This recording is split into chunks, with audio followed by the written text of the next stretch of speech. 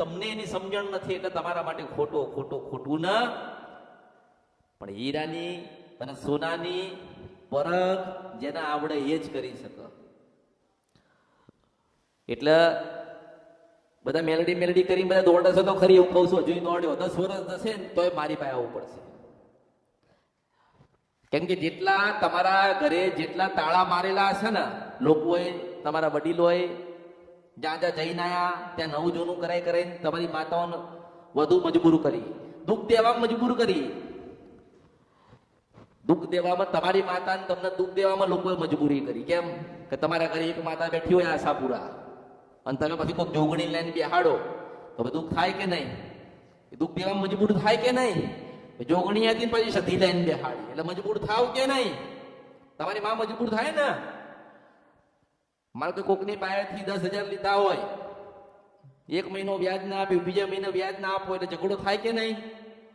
થાય ને. એ વ્યાજ વાળો ઘરે તમને કહેવાનો તો આવ્યો કે તમે પૈસા લો, આપણે ગરજ હતી એટલે આપણે કર્યું, તો આપણે ગરજ હતી એટલે આપણે દીવા કર્યા. આપણી ગરજ છે એટલે આપણે દીવા કરીએ છીએ. કેમ કે આપણે આખી જિંદગી ભીખ માગી અને આપણે દીવા કરીએ છીએ ને આપણા વસ્તીના દીકરાને બતાવીએ છીએ કે દીવા કરીને ભીખ જ માગવાની. અરે તમે તો દીવો બતાવો તો એના માટે બતાવો કે આપણા વડીલો હતા ને દીવો કર્યો ને ત્યારે જન્મ થયો તો તારા દાદાનો, અને તારા દાદાએ દીવો કર્યો ને કે મારો જન્મ થયો તો મેં દીવો કર્યો ને તારો જન્મ થયો તારો દીકરો જોયો ને તો જ દીવો કરજે.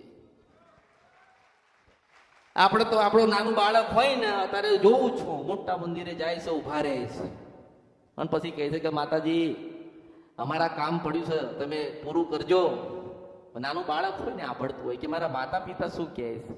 પણ એમ કેવું જોઈએ કે હે ભગવાન, હે માતાજી, જેવી રીતે તમે અમને આશીર્વાદ આપ્યા, અમને કૃપા આપી, જેવી રીતે અમને જ્ઞાન આપ્યું એટલે આખી સૃષ્ટિ અને જગતને તમે આશીર્વાદ ને કૃપા અને જ્ઞાન આપજો. જ્ઞાન એવી વસ્તુ છે, જ્ઞાન એવી વસ્તુ છે કે વધતું જાય વધતું જાય વધતું જાય વધતું જાય વધતું જાય વધતું જાય. માતાજીની આશીર્વાદ ની કૃપા મળે અને 1000 તોલા સોના તમે લો ને, કે સોનાનો ભંડાર લો ને તો પાછું એમાંથી કૂટ વપરાઈ જાય, થાય ને. કદાચ ભગવાન તમને કરોડો લાખો રૂપિયા આપે ને તો એમાં ખર્ચ થાય ને. પણ મેં આલ્યું છે ને એમાં ના વપરાય. હું સિંધવન છપરા નદી ગંતવ્યા મેરડી છું. મેં એવું જ્ઞાન આપ્યું છે કે કોઈ દાડો કૂટા નહીં, તમારી પેઢી ડૂબે નહીં અને તમે દુઃખી ના થાવ. પણ તમે કેમ દુઃખી થાવ?